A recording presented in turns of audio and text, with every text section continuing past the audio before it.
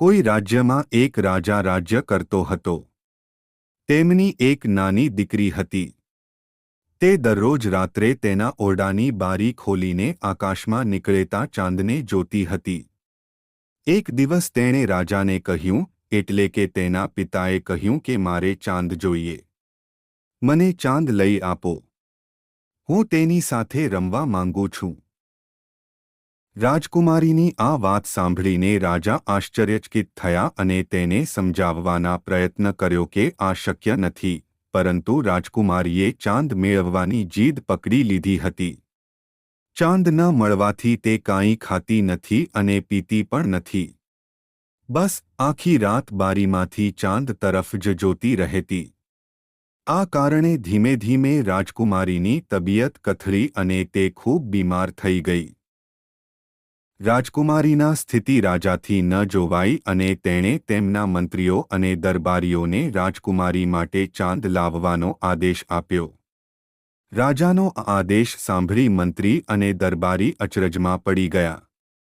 તેણે રાજાથી કીધું, મહારાજ, ચાંદ લાવવો શક્ય નથી, અમે પણ જાણીએ છીએ અને તમે પણ.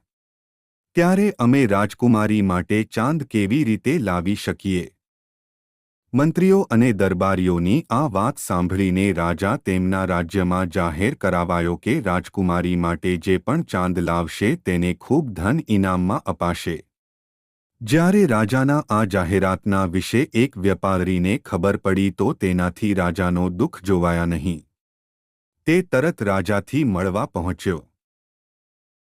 વ્યાપારીએ રાજાથી કીધું, મહારાજ, હું રાજકુમારીને ચાંદ લઈ આપીશ, પણ તેનાથી પહેલાં જાણવું પડશે કે રાજકુમારીને કેટલું મોટું ચાંદ જોઈએ. આ બોલીને વ્યાપારી રાજકુમારીથી મળવાની ઈચ્છા જણાવી. રાજા પણ વ્યાપારીની વાત માનીને તેને રાજકુમારી પાસે લઈ જાય છે. રાજકુમારી પાસે પહોંચીને વ્યાપારી રાજકુમારીથી પૂછે છે, ચાંદ કેટલું મોટું છે? વ્યાપારીના સવાલનો જવાબ આપતા રાજકુમારી કહે છે, ચાંદ મારા અંગૂઠાના નખના આકારનો છે, કારણ કે જ્યારે પણ હું ચાંદની સામે મારો અંગૂઠો રાખું છું તે મને જોવાતા નથી. ત્યારબાદ વ્યાપારી પૂછે છે કે ચાંદ કેટલો ઊંચો છે? તો રાજકુમારી કહે છે, આ ઝાડથી થોડો ઊંચો છે, કારણ કે તે હંમેશા મહલની બહાર લાગેલ ઝાડની ઉપર જ નજર આવે છે. અંતમાં વ્યાપારી પૂછે છે, સારું રાજકુમારી, ચાંદ કેવું જોવાય છે? ત્યારે રાજકુમારી જવાબ આપે છે, ચાંદ ચમકીલો છે અને ચાંદીની રીતે સફેદ જોવાય છે. રાજકુમારીની આ બધી વાત સાંભળી વ્યાપારી હસતા ઊભો થાય છે અને રાજકુમારીથી કહે છે કે કાલે હું ઝાડ પર ચઢીને તે ચાંદને તોડી લાવીશ. આટલું કહીને વ્યાપારી રાજાની પાસે જાય છે અને તેમની યોજના તેણે જણાવે છે. રાજાને વ્યાપારીની યોજના પસંદ આવે છે. આવતા દિવસે વ્યાપારી એક ચાંદીનો નાનો ચાંદ બનાવીને રાજકુમારી માટે લઈ આવે છે. રાજકુમારી તે ચાંદીના ચાંદને જોઈ ખૂબ ખુશ હોય છે અને તેની સાથે રમવા લાગે છે. રાજકુમારીને ખુશ જોઈ રાજા પણ પ્રસન્ન હોય છે, પણ હવે તેને આ વાતની ચિંતા હોય છે કે રાત્રે જ્યારે રાજકુમારી આકાશમાં ચાંદને જોશે તો તેને સમજ આવશે કે આ તે ચાંદ નથી. આ વાતને રાજા વ્યાપારીની સામે રાખે છે.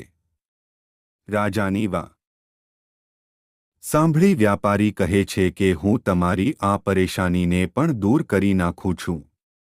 વ્યાપારી રાજકુમારી પાસે જાય છે અને તેનાથી ખૂબ પ્યારથી પૂછે છે, રાજકુમારી, તમે આ જણાવો કે જ્યારે કોઈનો દાંત તૂટી જાય છે તો શું થાય છે? વ્યાપારીના આ સવાલનો રાજકુમારી જવાબ આપે છે કે તેનો નવો દાંત નીકળી આવે છે.